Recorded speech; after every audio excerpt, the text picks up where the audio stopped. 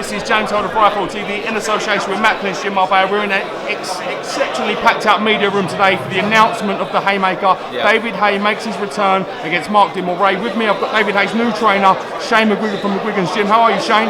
Good, thanks, James. Good. First and foremost, this is sort of one of the worst kept secrets in boxing, that you were sort of training the Haymaker. We've all seen it on Twitter, what was going on. Can you tell us how this link up came about? About 2 months ago, to be honest, it was actually a lot longer than that. About December, he started. We got in contact and he had a few things to sort out, and then he gave me a call 2 months ago. We've been training for 2 months, and he's going from strength to strength. He's punching hard. He's always punching hard, but he's now sharpening his timing up. His quickness is there. He's becoming an athlete again. So every day in the gym is an improvement. How much has he improved from the 2 months he first come into the gym to he is now, and what level would you say his fitness is at the moment? Well, let's put it this way, when we first started working together, he couldn't really do 30 seconds straight, at any intensity. That was 2 months ago. Now he's able to do 9-10 rounds, 3 minutes on the pads, throwing around 100 punches around. So he's there, trust me. He just needs to get his timing in with his sparring and stuff like that. But I'm not going to bring too much to his game. He's got all the tools. I just need to get him fit, need to get him sharp. You work on him defensively a little bit, but he's back. Trust me. McGUIGAN brought in for the first opponent of the Haymaker's return. Was you involved in selecting an opponent? Was that something you was consulting? Yeah, well, we had a couple of names thrown at us. He's been out for 3.5 years. Everyone's expecting him to come back, and if he wanted to take the money, he could have jumped in a bit more in the deep end and targeted a world title straight away because of his credibility with his being a former world champion, being a former unified cruiserweight champion.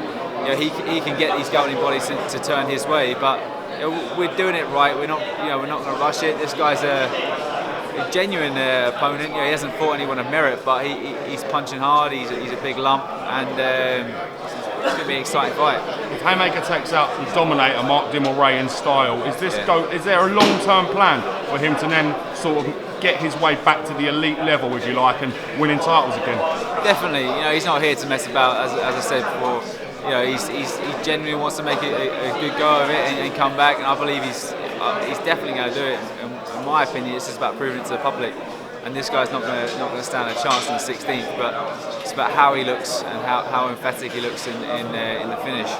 And obviously there's huge fights out there, like Anthony Joshua. He's coming on strong.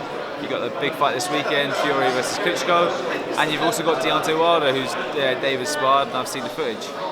Okay. Anything interesting you want to see in the footage you've watched? No, nothing too apparent. Okay.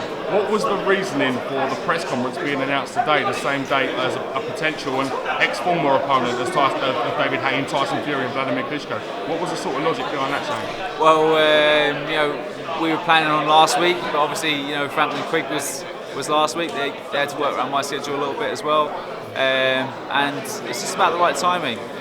Obviously, the fight's not that far away, but they got some quite cool ideas, these guys, and I think they're going to bring something new to boxing. How big would David Haye versus Tyson Fury be, in your opinion? Even if Tyson Fury is victorious out in Germany, in Dusseldorf, how big would the fight be with the Haymaker?